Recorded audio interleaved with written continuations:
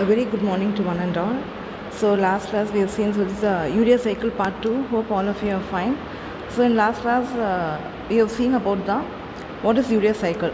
So urea cycle is mainly the process in which the ammonia, the toxic form ammonia, is converted to non-toxic form urea in the liver, and it is excreted in the urine. So since ammonia is toxic to the body, it has to be removed from circulation. So by the breakdown of the proteins, amino acids are formed, and these amino acids, the amino group is converted to ammonia, finally taken to the liver, and the urea cycle through the various steps, it is converted to the non-toxic form urea, and it is taken to the kidneys where it is excreted in the urine. So now we shall continue. We saw the various steps. Where does the urea cycle takes place? What is the clinical significance of urea cycle? So today we shall see how it is regulated. So how the urea cycle is regulated, and what are the other clinical significance associated and the disorders associated with the urea cycle. So அனைவருக்கும் இனி காலை வணக்கம். நம்ம last கிளாஸில் என்ன பார்த்தோம்னா urea சைக்கிள்னால் என்னென்னு பார்த்தோம். இப்போ யூரியா வந்து நான் டாக்ஸிக் ஃபார்ம் ஆஃப் அமோனியா. அப்போ அமோனியா வந்து நம்ம உடம்புல ரொம்ப டாக்ஸிக். அமோனியா தான் ப்ரொடியூஸ் ஆகும் நம்ம உடம்புல வந்து ப்ரோட்டீன்ஸ், இந்த புரத சத்து இருக்கு இல்லையா, நம்ம டயட்டில் எடுக்கிறது, அப்புறம் நம்ம டிஷ்யூவில் இருக்க ப்ரோட்டீன்ஸ் வந்து உடையிறப்போ வந்து நமக்கு கிடைக்கிறது வந்து வெறும் அமினோ ஆசிட்ஸ் தான். அந்த அமினோ ஆசிட்ஸ் வந்து என்ன ஆகுதுன்னா, அது வந்து அதுலேருந்து அமினோ குரூப் வந்து ரிமூவ் ஆகிடுது தனியாக, எப்படி அமோனியாவாக ரிமூவ் ஆகிடுது. ஆனால் அமோனியா நம்ம உடம்புல பிளட்டில் இருந்தால் அது வந்து பிளட் பிரெயின் பேரியரை க்ராஸ் பண்ணி நமக்கு நிறைய டிஸார்டர்ஸ் வரும். ரொம்ப சிவியராக இருந்தால் பிரெயினில் வந்து க்ராஸ் பண்ணி அமோனியா போயிடுச்சுன்னா அது வந்து கோமா, சம்டைம்ஸ் வந்து அந்த பர்டிகுலர் பர்சனோட உயிரே கூட போயிடும். அந்தளவுக்கு அமோனியா வந்து சீரியஸ், அது வந்து க்ராஸ் பண்ணால்.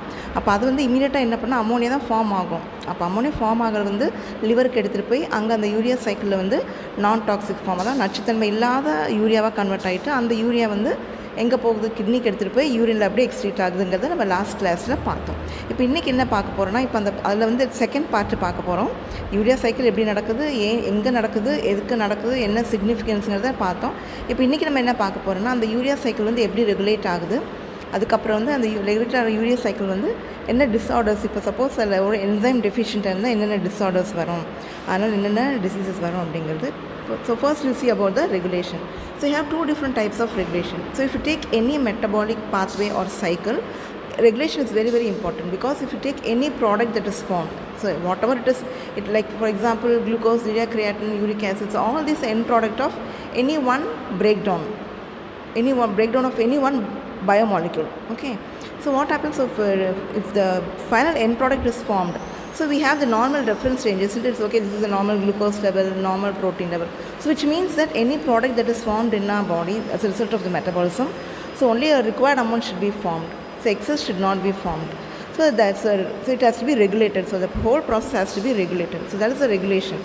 So any pathway has a regulation. So here we have in urea cycle two different types of regulation. So one is the course regulation. So course regulation is that is not that specific in nature, so you call it as roughly like course regulation. So many the enzymes are activated by the dietary protein intake. So course regulation is mainly by the dietary protein intake, because it will differ. So course regulation means it may differ from person to person. So for example, so I told you that urea is end product of protein breakdown, isn't it, which you take into diet as well as the breakdown of the tissue proteins. So the enzymes are activated only when you take in a protein rich diet. So other times they are not active, so which means that it's only the course regulation. So depending upon a person, how much an individual takes in, the intake of protein of an individual decides that how much amount of urea should be formed. So this is called as the course regulation. And the second one is the fine regulation, that is regulated accuracy. So that is the regulation of the enzyme of the cycle is the first enzyme, carbonyl phosphate synthase 1, and N-acetyl glutamate acts as a positive effector of this enzyme. So carbonyl phosphate synthase 1 acts as a regulatory enzyme. So only if that first step takes place, the remaining steps will continue and urea will be formed. So if excess urea is formed, this particular enzyme will be receiving a signal to stop the activity of the enzyme and finally regulate the amount of urea that is formed. So there are two types of regulation. இப்போ regulation எடுத்துகிட்டா நம்ம ஏற்கனவே பார்த்த மாதிரி இப்போ எந்த ஒரு metabolic pathway எடுத்துட்டாலும் regulation வந்து ரொம்ப ரொம்ப இம்பார்ட்டன்ட். ஏன் ரெகுலேஷன் இம்பார்ட்டன்ட்னா, நம்ம உடம்புல நிறையா ப்ராடக்ட்ஸ் ஃபார்ம் ஆகுது இல்லையா. இப்போ வந்து glucose, urea, uric acid, creatine, இது எல்லாமே என்ன, ஏதாவது ஒரு மெட்டபாலிசமில் கடைசியாக ஃபார்ம் ஆகிற ப்ராடக்ட் தான் எண்ட் ப்ராடக்ட்னு சொல்லுவோம். அப்போ இந்த எல்லா எண்ட் ப்ராடக்ட்டும் நமக்கு என்ன, ஒரு குறிப்பிட்ட அளவு தான் ஃபார்ம் ஆகணும். எதுவுமே வந்து கம்மியாகவும் ஃபார்ம் ஆகக்கூடாது, ரொம்ப அதிகமாகவும் ஃபார்ம் ஆகக்கூடாது. அதனால தான் நம்ம குளுக்கோஸ்னால் ஒரு particular range reference range normal இவ்வளோக்குள்ளே இருக்கணும், அதே மாதிரி ப்ரோட்டீன்லாம் இவ்வளோ தான் இருக்கணும் அப்படின்னு சொல்லி ஏன் சொல்கிறேன்னா, அப்போ அது அளவுக்கு மேலே ஆனால் அது நச்சுத்தன்மையாக டாக்ஸிக்காக மாறிவிடும், வேறு ஏதாவது எஃபெக்ட்ஸ் வந்துடும். அப்போ அதுக்கு வந்து என்ன பண்ணால் ஒவ்வொரு பாத்வேலையும் ரெகுலேஷன் வந்து ரொம்ப ரொம்ப இம்பார்ட்டன்ட். அதாவது வந்து ஏதாவது ஒரு இடத்துல வந்து ஒரு கட்டுப்பாடு இருக்கணும். அப்போ தான் வந்து என்ன ஆகும், அது வந்து அப்படியே அந்த அடுத்த ரியாக்ஷன் வந்து ஸ்டாப் பண்ணிடும். அப்போ 2 டைப் ஆஃப் ரெகுலேஷன் இருக்குது. ஒன்று வந்து கோர்ஸ் ரெகுலேஷன். கோர்ஸ் ரெகுலேஷன் அவ்வளோ கரெக்டாக இருக்காது. அது வந்து சும்மா நார்மலாக ரஃப்பாக. அதுக்கு என்ன எக்ஸாம்பிள்னா, இப்போ நம்ம எவ்வளோ எடுக்கிறோம், இப்போ ஒவ்வொருத்தரும் ஒவ்வொரு அளவு டயட், இப்போ எல்லாருமே ஒரே மாதிரி டயட் ஃபாலோ பண்ணுறது இல்லையா? இப்போ எல்லாமே வந்து ஒவ்வொருத்தருக்கு வந்து இது ப்ரோட்டீன் அதிகம் பிடிக்கும். ஒரு சிலர் கார்போஹைட்ரேட் நிறைய எடுத்துக்குவாங்க. இப்போ சப்போஸ் டயபெட்டிக் பேஷண்ட்னா கார்போஹைட்ரேட் கம்மி பண்ணிவிட்டு ப்ரோட்டீன் நிறைய எடுத்துக்குவாங்க. அப்போ இது டிபெண்ட்ஸ், நம்ம ஒவ்வொருத்தரும் என்ன டயட் எடுக்கிறோங்கிறது பொறுத்து எவ்வளோ அமௌண்ட் ஆஃப் யூரியா ஃபார்ம் ஆகும் அப்படிங்கிறது. ஏன்னா டயட்டில் தான் ப்ரோட்டீன் நம்ம எடுக்கிறோம் இல்லையா? அப்போ அதை பொறுத்து இருக்க தான் கோர்ஸ் ரெகுலேஷன். அடுத்து 2 வந்து ஃபைன் ரெகுலேஷன். ஃபைன் ரெகுலேஷன் கரெக்டாக இருக்கும். இந்த ஃபைன் ரெகுலேஷன் எடுத்துக்கிட்டிங்கன்னா அது என்ன என்சைம்னா, அந்த எந்த இதுலேயுமே எல்லா பாத்வேலோ சைக்கிளோ எதுலேயுமே வந்து ஒரு பர்டிகுலர் என்சைம் இருக்குது. அந்த என்சைம் தான் கீ என்சைம் சொல்கிறேன். ஏன்னா அதுதான் வந்து ஃபுல்லும் கண்ட்ரோல் பண்ணணும். அந்த ப்ராசஸை ஃபுல்லும் கண்ட்ரோல் பண்ண ஒரு என்சைம் தான். ஏன்னா அவ்வளோ முக்கியம் அந்த என்சைம். அப்போ இதுலேருந்து எந்த என்சைம்னா கார்பன் ஃபாஸ்பேட் சிந்தேஸ் 1 என்சைம். அப்போ அந்த ஃபஸ்ட்டு என்சைம் ஆக்டிவாக இருந்தால் தான் அந்த ஃபஸ்ட் ஸ்டெப் நடக்கும். அடுத்து ஒவ்வொரு ஸ்டெப்பாக நடக்கும். அந்த ஃபஸ்ட் என்சைம் ஆக்டிவாக இல்லை அப்படின்னா என்ன அர்த்தம், ஒன்றுமே ஆகாது இல்லையா? அப்போ அதான் வந்து regulation. That is called as a fine regulation. So next one is compartmentalization. So compartmentalization means the enzymes are located, they compartmentalize. So to prevent the cells being affected by the activity of the enzyme, so this is a natural mechanism that the enzymes are present in particular compartment. So for example, some enzymes are present only in the mitochondria, some enzymes are present only in the cytosol. So this is one way of regulation. For example, if you take the urea cycle, we saw that first 2 reaction takes place in the mitochondria and the remaining reaction, the urea cycle as such, takes place in the cytosol. So enzymes are present both as well as in the mitochondria as well as in the cytosol. So this is called as compartmentalization. So energetics, if you take, it's endogonic. Endogonic means getting energy, which utilizes 4 high energy phosphate bonds. So overall reaction can be given as urea cycle, the overall reaction can be given, it is represented as below. அடுத்து வந்து compartmentalisation. இப்போ compartmentalisation இப்போ எப்படி நம்ம train compartment சொல்கிற மாதிரி mitochondrial கொஞ்சம் enzymes இருக்கும், சைட்டோசோலில் கொஞ்சம் என்சைம்ஸ் இருக்கும். இப்போ அதான் பார்த்தோம் இல்லையா, யூரியா சைக்கிளில் வந்து மைட்டோகாண்ட்ரியல் 2 ரியாக்ஷன்ஸ், ஃபஸ்ட்டு 2 ரியாக்ஷன்ஸ் நடக்குது. மீதி ரியாக்ஷன்ஸ் வந்து எங்கே நடக்குதுன்னா, மீதி ரியாக்ஷன்ஸ் வந்து சைட்டோபிளாசமில் வந்து அந்த யூரியா சைக்கிள் வந்து நடக்குது. அப்போ வந்து இது வந்து இப்போ ஏன் இப்படி ஒவ்வொரு என்சைம்ஸ் ஒவ்வொரு இடத்துல இருக்குது அப்படின்னா, இப்போ வந்து சப்போஸ் இந்த என்சைம்ஸ் ஆக்டிவாக இருக்கப்போ இப்போ சைட்டோசோல் இருக்க என்சைம்ஸ் வந்து இதில் போய் மைட்டோகாண்ட்ரியல் போய் அதை வந்து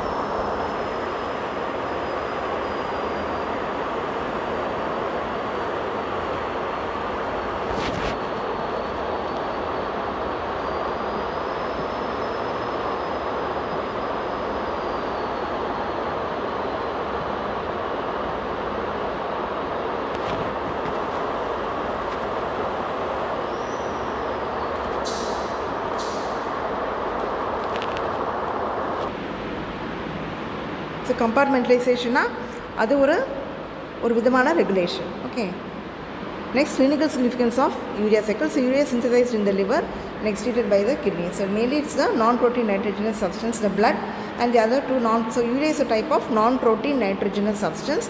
So the other 2 non-protein nitrogenous substances are uric acid and creatinine. Okay, so major part is urea. So it's not a protein, but it contains a nitrogen group. That is why it is called as a non-protein nitrogenous substance.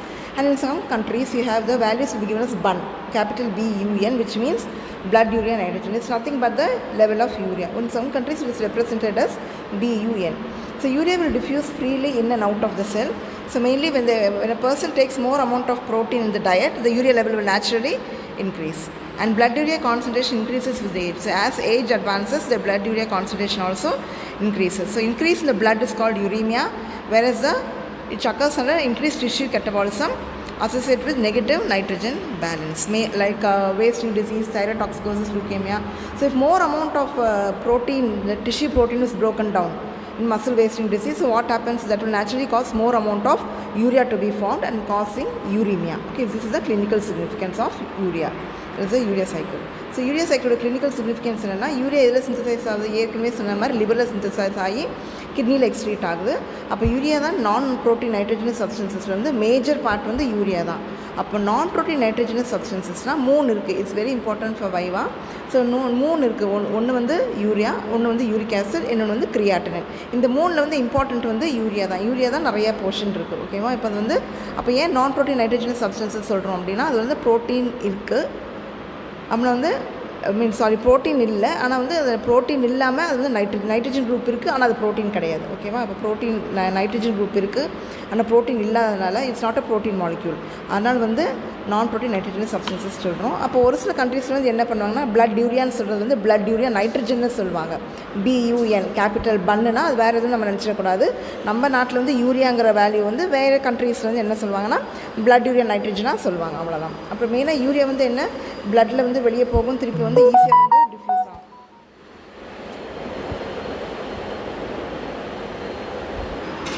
ஈஸியாக வந்து diffuse ஆகும். அப்புறம் வந்து நிறைய protein எடுத்துக்கிட்டோன்னா நிறைய urea form ஆகும். ஏன்னா ப்ரோட்டீன் பிரேக் டவுன் ஆகுது, அமினோ ஆசிட் ஃபார்ம் ஆகுது, அதுலேருந்து அமினோ குரூப் வந்து அது அமோனியாவாக கன்வெர்ட் ஆகி யூரியா சைக்கிள் நடக்குது இல்லையா? அப்போ அது வந்து அதிகமாகும். ப்ரோட்டீன் நிறைய எடுத்தால் நிறைய தான். அதே மாதிரி நிறைய ப்ரோட்டீன் பிரேக் டவுன் நிறையா இருந்தாலும், இப்போ ஒரு சில டிசீஸ் மசில் வேஸ்டிங் டிசீஸில் வந்து மசில் தான் நிறைய ப்ரோட்டீன் இருக்குது. அந்த மசில் டிஷ்யூவில் இருக்க ப்ரோட்டீன்லாம் பிரேக் டவுன் ஆனால் நேச்சுரல் நிறைய யூரியா ஃபார்ம் ஆகும். அதுக்கப்புறம் வந்து என்னென்னா, ஏஜ் ஆக பிளட் யூரியா லெவலில் வந்து இன்க்ரீஸ் ஆகும். Next, what are the pre-renal causes? So, due to the low blood supply, vomiting, diarrhea, diabetic coma, Addison's disease, and shock due to severe. So, these are the conditions, pre-renal causes, which causes the increase in urea level. So, pre-renal means before it enters into the kidney. That's why they are called as the pre-renal causes. அப்போ வந்து எப்போல்லாம் urea level increase ஆகுதுன்னா, due to low blood supply, ப்ரீரீனல்னா ப்ரீனா முன்னாடி, ரீனலுக்கு போகிறக்கு முன்னாடி, அதாவது லிவர்லேருந்து கிட்னிக்கு எடுத்துகிட்டு போகிறக்கு முன்னாடி என்னென்ன காசஸ்னால், due to low blood supply, vomiting, diarrhoea, diabetic coma, Addison's disease, shock, இந்த சிவியர் பேர்னால அப்படியே ஷாக் ஆகிடும், திடீர்னு வந்து தீப்பிடிச்சிச்சு, அதில் இது பண்ணாங்கன்னா, அப்போ அந்த நேரத்தில் வந்து என்ன ஆகும், அந்த டிஷ்யூ பிரேக் டவுன் ஆகும் இல்லையா, நிறைய டிஷ்யூ ப்ரோட்டீன் பிரேக் டவுன் ஆகிறதுனால நிறைய வந்து ஃபார்ம் ஆகும். அப்போ வந்து தீஸ் ஆர் த ப்ரீரீனல் காசஸ். ஏன் வந்து யூரியா லெவல் இன்க்ரீஸ் ஆகுறவங்களுக்கு வந்து இதெல்லாமே வந்து reasons. So renal causes is the blood urea level is increased in all kidney diseases. Why it is increased in kidney diseases? Because from liver urea is taken to the kidney for excretion. So if there's anything which affects the kidney, naturally the urea level also will be increased in the blood, since it will not be excreted in the urine. Okay, is it clear? So it is excreted in the kidney. So if there's anything which affects the kidney, naturally urea will not be excreted and it will be present in the blood in increased amount. Okay. So mainly in what conditions? Acute and chronic glomerulonephritis, polynephritis, when the nephrons are affected, it cannot be filtered, it cannot be excreted properly, so it will be increased in the blood. And malignant hypertension and heavy metal poisoning, and maybe deposition of calcium in the kidney. So if calcium is deposited in the kidney, so what will happen? That will block the filtration of the urea. So these are the renal causes.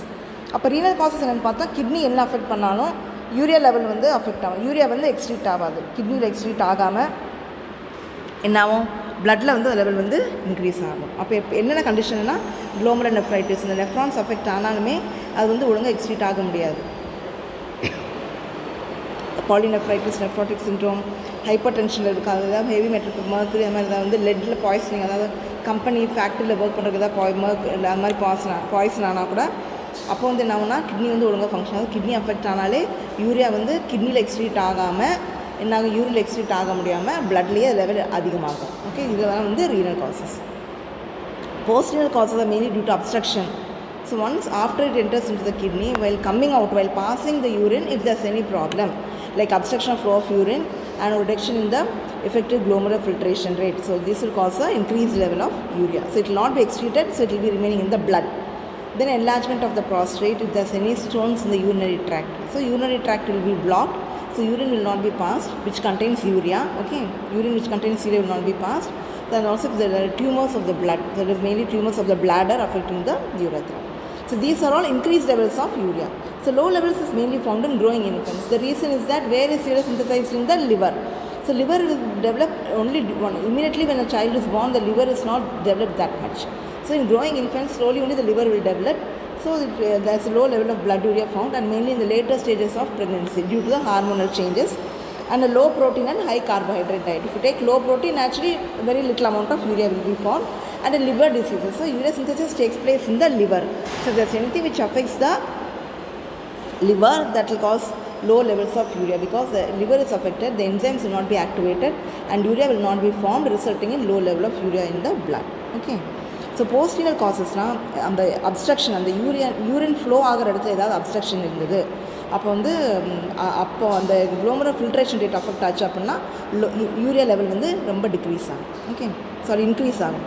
அப்போ enlargement of prostate, stones of urinary, அப்போ வந்து urinary ட்ராக்டில் ஏதாவது வந்து stones இருந்ததுன்னா அது எல்லாமே form ஆகிடும், urea எல்லாமே ஃபார்ம் ஆகிடும். ஆனால் வந்து யூரின்லேருந்து அப்படியே வெளியே வர முடியாமல் அங்கேயே இருக்கும். அப்போ என்ன ஆகும், நேச்சுரலாக பிளட்டில் வந்து யூரியா லெவல் இன்க்ரீஸ் ஆகும். அடுத்து வந்து டியூமர்ஸ் ஆஃப் த பிளட், அதே மாதிரி பிளாடர், கிட்னியில் எது அஃபெக்ட் ஆனாலுமே யூரியா வந்து பிளட்டில் இன்க்ரீஸ் ஆகும். ஏன்னா கிட்னிலேருந்து அப்படியே எக்ஸ்ட்ரீம் வெளியே போயிடணும், அது போக முடியாமல் ஏதோ பிளாக் ஆகிருக்கனால பிளட்லேயே அது லெவல் வந்து இன்க்ரீஸ் ஆகும். இது எல்லாமே வந்து இப்போ நம்ம பார்த்த 3 காசஸும் ஏன் இன்க்ரீஸ் ஆகுது அப்படின்னு, எது prerenal, renal and post renal causes வந்து ஏன் யூரியா லெவல் இன்க்ரீஸ் ஆகுது அப்படிங்கிறத பார்த்தோம்.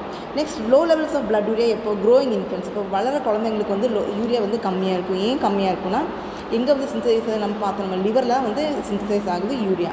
அப்போ என்ன ஆகுது, சப்போஸ் லிவரில் வந்து இப்போ குழந்தைங்களுக்கு வந்து கொஞ்சமாக தான் லிவர் வந்து என்லார்ஜ் ஆகும். லிவரில் தான் அந்த என்சைம்ஸ் இருக்குது இல்லையா, அப்போ லிவர் வந்து கொஞ்சமாக தான் ஃபார்ம் ஆகும். பிறந்த குழந்தைங்களுக்கு ஒரு நாள் ஆகும் அந்த லிவர் கம்ப்ளீட்டாக ஃபார்ம் ஆகுறது, ஃபங்க்ஷன் ஆகிறதுக்கு.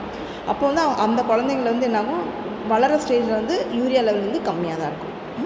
அப்புறம் லேட்டஸ்ட் ஸ்டேஜஸ் ஆஃப் ப்ரெக்னென்சியில் வந்து அந்த ஹார்மோன் சேஞ்சஸ்னால வந்து அந்த யூரியா லெவல் வந்து கம்மியாகும். அந்த எடுக்கிற டயட்டை பொறுத்து இருக்குது. அதுக்கப்புறம் லோ ப்ரோட்டீன் கம்மியாக எடுத்தாலே என்னாகும், யூரியா லெவல் வந்து கம்மியாக தான் இருக்கும். அப்புறம் லிவர் டிசீசஸ், இப்போ எல்லா இன்சிடென்ட்ஸும் லிவரில் இருக்கனால ஏதாவது லிவரில் ஏதாவது பாதிப்பு இருந்துச்சு அப்படின்னா உடனே அந்த பர்டிகுலர் பர்சன்ஸ்க்கு என்ன ஆகுனா யூரியா லெவல் வந்து நார்மலாக இருக்காது, யூரியா லெவல் வந்து கம்மியாகிடும்.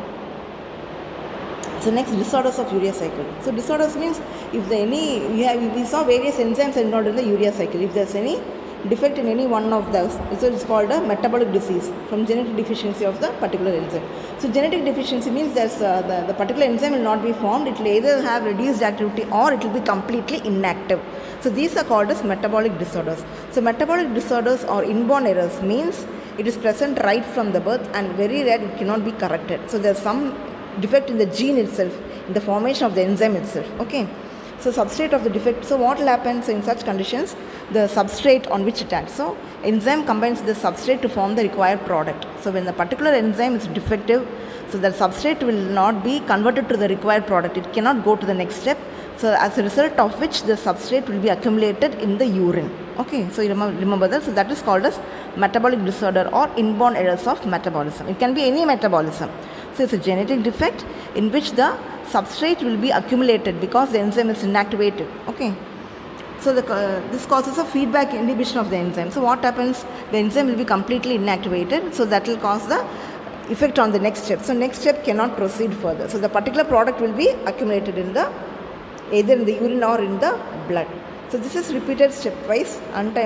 Ultimately inhibition of carbonyl phosphate synthase, so that will lead to hyperammonia. So what will happen, the enzyme will be completely inactivated, carbonyl phosphate synthase enzyme, so ammonia level will increase because ammonia cannot be converted to urea due to lack of the enzyme, so it will be increased. So the ammonia level will be increased and it can cross the blood brain barrier. So all symptoms you have increased levels of ammonia because ammonia is not converted to urea. Okay, இப்போ disorders of the urea cycle பார்த்தோன்னா, genetic டிஸார்டர்னால் என்ன சொல்கிறோம், inborn எரர்ஸ்னால் நம்ம பிறந்தலேருந்தே இருக்கிறது, பிறந்த குழந்தையிலிருந்தே அந்த enzyme டிஃபெக்டாக இருக்கும், அந்த ப்ரோட்டீன் ஃபார்மேஷன்லேயே ஏதாவது டிஃபெக்டாக இருக்கும்.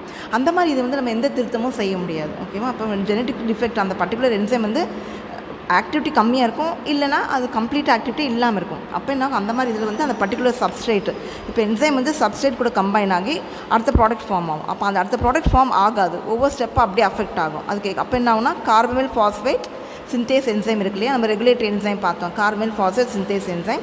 அப்போ அந்த என்சைம் வந்து கம்ப்ளீட்டாக இன்ஹிபிட் ஆகிட்டு என்னாகும், அமோனியா நிறைய லெவல் ஃபார்ம் ஆகும். ஏன் நிறைய லெவல் அப்படியே இருக்கும், ஏன்னா அமோனியா வந்து என்னவா கன்வெர்ட் ஆகும், யூரியாவாக கன்வெர்ட் ஆகும். அதுதான் யூரியா சைக்கிள் நம்ம பார்த்தோம். அப்போ இந்த என்சைம் டிஃபெக்டிவாக இருந்ததுன்னா அந்த அமோனியா வந்து அமோனியாவே இருக்கும், யூரியா சைக்கிளில் கன்வெர்ட் ஆகாது.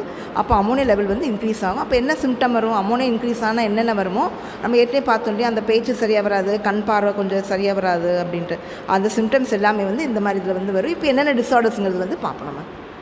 So these are the disorders of the urea cycle. So first one is hyperammonemia type 1. So it is autosomal recessive disorder. Carbonyl phosphate synthase enzyme is deficient. So it's a very high levels of ammonia will be formed. So that will cause vomiting and mental retardation in very severe cases. And the protein intolerance is also observed. and in which it's mainly causing a disorder. And hyperammonemia type 2, it's an X-linked disorder. So it's a defective enzyme is ornithine transcarbamylase enzyme, and here the level of ornithine and glutamine is increased in blood and also in the CSF, and ammonia level is also increased. And next one is hyperornithinemia. So autosomal recessive disorder, defect of ornithine transporter. So ornithine will not be transported. Only if ornithine is transported to the mitochondria, the urea cycle can take place. So you have decreased amount of urea that is formed in the blood, and increased levels of ammonia will be in the blood, because ammonia will not be converted to urea. So first step, you just remember, just go back and see the urea cycle. So first step, ornithine should be taken from the mitochondria to the cytosol. So that will not be taken because the defect in the transporter protein. Next is citrullinemia. So it's autosomal recessive. So arginine succinate synthase enzyme is deficient. So increased level of ammonia and citrulline. So hyperammonia levels will be formed. So as I already told you, in all the cases, ammonia level will be increased. So arginine succinate aciduria. So the deficiency in the enzyme arginine succinate lyase enzyme, the last enzyme. So levels of ammonia and arginine succinate will be increased in the blood and urine, and mainly brittle and fragile hair. So such patients will have very brittle hair. So easily the hair will be broken. Okay, and it also causes mental retardation, and also it means sometimes it will also take the life of a person. So these are the disorders of the urea cycle which are inherited. Inherited means inborn errors, that is genetic disorders which cannot be corrected. Okay. So இப்போ வந்து disorders of urea cycle பார்த்தோன்னா ஏற்கனவே சொன்ன மாதிரி நம்ம பிறந்தலேருந்து இருக்கிறது, அப்போ வந்து நம்ம எதுவும் பண்ண முடியாது, ஜெனட்டிக்காகவே டிஃபெக்ட் இருக்குது. அப்போ வந்து ஃபஸ்ட்டு வந்து ஹைப்பர் அமோனிமியா டைப் 1 சொல்கிறோம், டைப் 2 2 இருக்குது. டைப் 1 வந்து ஆட்டோசோமல் ரெசிசிவ், ஏன்னா அது ஜெனட்டிக் டிஸார்டருங்கிறனால அது வந்து கார்பன் ஃபாஸ்பேட் சிந்தேஸ் 1 அந்த என்சைம் வந்து டிஃபெக்டாக இருக்கும். அப்போ என்னாகும், அந்த என்சைம் டிஃபெக்டாக இருக்கனால அமோனியாவே இருக்கும். அது வந்து அமோனியா லெவல் ரொம்ப அதிகமான என்னாகும், அது பிரெயினை அது பிளட் பிரெயின் பேரியரை க்ராஸ் பண்ணி சிவியர் ஹெட்டேக் இருக்குது, அந்த வாமிட்டிங் அந்த மாதிரி அந்த சென்சேஷனாக வரும். மென்டல் ரிட்டார்டேஷன், ரொம்ப சிவியர் கேசஸ்னால் மென்டல் ரிட்டார்டேஷன். அதே மாதிரி ப்ரோட்டீன் வந்து டாலரேட் பண்ண முடியாது. அவங்க ப்ரோட்டீன் எடுத்துக்கிட்டாலும் வந்து அவங்க உடம்புக்கு ஒத்துக்காது, ஏன்னா ஏற்கனவே நிறைய ப்ரோட்டீன் இருக்குது, ப்ரோட்டீனாகவே இருக்குது, அது வந்து கன்வெர்ட் ஆகலை, அந்த என்சைம் இல்லாதனால கன்வெர்ட் ஆகலை. ஓகே. அடுத்து வந்து ஹைப்பர் அமோனிமியா டைப் 2 வந்து எக்ஸ்ட்ரீம் டிஸார்டர். அது என்ன டிஃபெக்ட்னா ஆர்னித்தைன் டிரான்ஸ்கார்பமேஸ், அந்த ஆர்னித்தைன் டிரான்ஸ்போர்ட் பண்ணுது இல்லையா, அந்த ஆர்னித்தைன் அதில் அந்த என்சைம் டெஃபிஷியன்ட்னால ஆர்னித்தைன் குளூட்டமின் இன்க்ரீஸ் ஆகும். இதில் பிளட் யூரின் சிஎஸ்எஃப் இன்க்ரீஸ் ஆகும், அமோனியா லெவல் வந்து பிளட்டில் வந்து இன்க்ரீஸ் ஆகும். அடுத்து ஹைப்பர் ஆர்னித்ரீமியா வந்து ஆட்டோசோமல் ரெசிசிவ் டிஸார்டர். அது வந்து டிரான்ஸ்போர்ட்டர் ஆர்னித்தைன் மைட்டோகாண்ட்ரியாவில் ஃபார்ம் ஆகுதுல்ல, யூரியா சைக்கிளில் பார்த்தீங்கன்னா தெரியும். ஃபஸ்ட் 2 ஸ்டெப்பு அதில் போய் பாருங்கள். ஃபஸ்ட் 2 ஸ்டெப்பில் வந்து மைட்டோகாண்ட்ரியால் நடக்குது. அப்போ ஆர்னித்தைன் ஃபார்ம் ஆகிறப்போ ஆர்னித்தைன் வந்து அங்கேருந்து மைட்டோகாண்ட்ரியாலேருந்து சைட்டோபிளாசம் எடுத்தால் தான் யூரியாவே ஃபார்ம் ஆகும், யூரியா சைக்கிளே நடக்கும். அப்போ அதை டிரான்ஸ்போர்ட் பண்ணுற ப்ரோட்டீன் டெஃபிஷியனால என்ன ஆகுதுன்னா, என்ன லெவல் இன்க்ரீஸ் ஆகுது, ஆர்னித்தைன் வந்து இன்க்ரீஸ் ஆகுது, சிட்ருலின் வந்து இன்க்ரீஸ் ஆகுது. அடுத்தது சிட்ருலினிமியா. சிட்ருலினிமியா original succinate synthase enzyme deficient. அதில் வந்து அமோனியாவும் சிட்ருலின் இன்க்ரீஸ் ஆகுது, ஹைப்பர் அமோனியாவும். அப்போ எல்லாத்துலேயும் அமோனியா லெவல் வந்து இன்க்ரீஸ் ஆகும், ஏன்னா வேறு வழியே இல்லை, யூரியாவை கன்வெர்ட் ஆனால் மட்டும்தான் அது வந்து நான் டாக்ஸிக் ஃபார்மாக இருக்குது, இல்லைன்னா அமோனியா வந்து அமோனியாவாகவே இருக்கும். லாஸ்ட் வந்து ஆர்ஜினல் சக்சினிக் ஆசிட்யூரியா. அதுலேயும் வந்து ஆர்ஜினல் சக்சினேட் லையேஸ் என்சைம் டெஃபிஷியன்ட், அதுலேயும் வந்து அமோனியா லெவல் வந்து இன்க்ரீஸ் ஆகும்.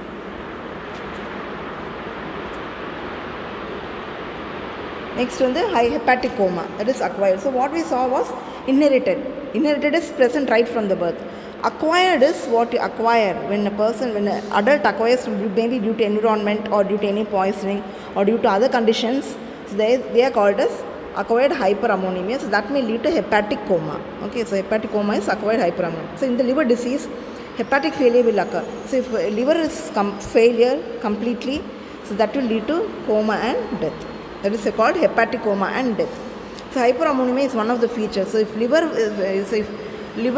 for a person, if they tell liver failure, okay, we can't do anything because the liver is completely has become completely non-functional. So which means that the ammonia levels will increase. So if we measure the ammonia levels of a person, we can find out whether the liver is functioning properly or not. Okay. So normally ammonia and other toxic compounds are produced by intestinal bacteria. They are transported to liver. Okay, but when there is anything in the systemic portal circulation, the blood toxic will bypass the liver and go, and the concentration will increase in the systemic circulation also. So if it increases the systemic circulation, so that will affect, it will cause toxic effects by entering into the brain. So this is hepatic coma or acquired hyperammonemia. So இப்போ liver டிசீஸில் நம்ம வந்து நம்ம inherited disorders பார்த்தோம் இல்லையா போன ஸ்லைடில். Inherited metabolic டிஸார்டர்ஸ்னால் நம்ம பிறந்தலேருந்தே இருக்குது, அப்போ அதை நம்ம ஒன்றும் பண்ண முடியாது. அக்வயர்னா நமக்கு வெளியிலிருந்து வர்றது, மற்ற சூழ்நிலையிலேருந்து வர்றது. இப்போ லிவர் ஏதோ அஃபெக்ட் ஆச்சு, ஏதாவது ஒரு இதில் லிவர் செல்ஸ் அஃபெக்ட் ஆச்சுன்னா என்ன ஆகும், அது கண்டிப்பாக வந்து அந்த பர்சன் வந்து என்ன சொல்லுவோம், ஹெப்பாட்டிக் கோமாக்கு போயிட்டாங்க, லிவர் வந்து ஃபங்க்ஷன் ஆகலை அப்படின்னு, லிவர் வந்து செயலிழந்து போயிடும். அப்படி லிவர் செயலிழந்து போனால் என்ன ஆகுனா அது வந்து அக்வயர்டு ஹைப்பர் அமோனிமியா சொல்கிறோம். அப்போ மெயினாக வந்து அது மாதிரி லிவர் செயலிழந்து எப்படி கண்டுபிடிக்கலாம்னா, அமோனியா லெவல் மெஷர் பண்ணால் அந்த லிவர் ஒழுங்காக ஃபங்க்ஷன் ஆகுது என்னங்கிறது வந்து நம்ம கண்டுபிடிக்கலாம். அப்போ மெயினாக என்ன, நார்மலி எல்லா டாக்ஸிக் காம்பவுண்ட்ஸும் எங்கே டீடாக்ஸிஃபை ஆகுது, லிவரில் தான் டீடாக்ஸிஃபை ஆகுது. ஓகேவா, லிவரில் தான் வந்து டீடாக்ஸிஃபை ஆகுது. இப்போ லிவரில் ஏதாவது பாதிப்பு இருந்தால் அது வந்து டீடாக்சிஃபிகேஷன் நடக்காது. அப்போ அந்த சர்க்குலேஷன் வந்து அந்த அமோனியா லெவல் வந்து இன்க்ரீஸ் ஆகும். எந்த டாக்ஸிக் காம்பவுண்ட்னாலும் இருக்கலாம். இங்கே நம்ம ஏன் அமோனியா சொல்கிறோம், நம்ம இப்போ யூரியா சைக்கிள் மட்டும் பார்க்கலாம், அமோனியான்னு சொல்லணும். Okay. So symptoms mainly affect pertinent to the central nervous system where dysfunction occurs. So convulsions, so change in the sleep rhythm. அப்புறம் liver, what are the manifestations of liver failure of liver functions includes edema, hemorrhage, hepatic enlargement of the liver and also jaundice. So இதெல்லாமே symptoms. அப்போ இந்த hepatic coma வந்ததுன்னா என்ன ஆகுனா மெயினாக அந்த central nervous system affect ஆகும். ஏன்னா என்ன, அந்த சர்க்குலேஷன் வந்து அமோனியா லெவல் இன்க்ரீஸ் ஆகனால பிளட் பிரெயின் பேரியரை கிராஸ் பண்ணும். அது என்ன பண்ணுன்னா கன்வல்ஷன், இந்த ஃபிட்ஸ் மாதிரி வரும். அப்புறம் அவங்களுக்கு சரியாக தூங்க முடியாது, நல்லா தூக்கம் வராது. அப்புறம் வந்து வேறு என்னென்ன இருக்கும்னா எடிமா, வீக்கம் இருக்கும். அப்புறம் ஹெமரேஜ், பிளட் கிளாட்டிங், அப்புறம் லிவர் என்லார்ஜ்மெண்ட்டாக இருக்கும். இல்லைனா வந்து ஜாண்டிஸ். இது எல்லாமே எப்போ வரும்னா அந்த hepatic coma when liver affect ஆனால், லிவர் செயலிழந்து போனால் இது எல்லாமே வந்து இன்க்ரீஸ் ஆகும். Thank you. If you have any doubt, please post a comment. Stay safe and stay at home. Okay. So this is the metabolism of proteins. We've seen the urea cycle part 1. This is urea cycle part 2 along with the disorders. So it's a non-toxic form of urea that is of ammonia that is excreted in the urine. அப்போ நம்ம பார்த்தது வந்து urea cycle. அப்போ நம்ம உடம்புல protein எடுத்துக்கிட்டு அது amino ஆசிட்ஸாக break down ஆகி அது அமோனியா கன்வெர்ட் ஆகும். அமோனியா உடம்புக்கு கெடுதல் நச்சுத்தன்மைனால அது வந்து லிவருக்கு எடுத்துகிட்டு போய் அங்கே வந்து யூரியாவாக கன்வெர்ட் ஆகிட்டு அங்கேருந்து கிட்னிக்கு எடுத்துகிட்டு போய் இதாகுது. இப்போ நம்ம என்னென்ன ரியாக்ஷன்ஸ்னு பார்த்தோம் போன இதில். இப்போ வந்து அதுக்கு ரிலேட்டடாக என்னென்ன எப்படி ரெகுலேட் ஆகுது யூரியா சைக்கிள், என்னென்ன டிஸார்டர்ஸ், ஜெனடிக் டிஸார்டர்ஸ் என்ன, அப்போ நம்ம வெளியிருந்து வர டிஸார்டர்ஸ் என்ன, என்னென்ன சிம்டம்ஸ், லிவர் எப்படி பாதிக்கப்பட்டால் எப்படி யூரியா லெவல் இன்க்ரீஸ் ஆகும் டிக்ரீஸ் ஆகும் அப்படிங்கிறத வந்து பார்த்தோம். ஸோ நன்றி. ஏதாவது உங்களுக்கு டவுட்ஸ் இருந்தால் கமெண்ட்ஸ் போஸ்ட் பண்ணுங்கள், ஏதாவது சஜஷன்ஸ் இருந்தாலும் போஸ்ட் பண்ணுங்கள். ஸோ எல்லோரும் வீட்டில் பத்திரமா இருங்க. தேங்க்யூ.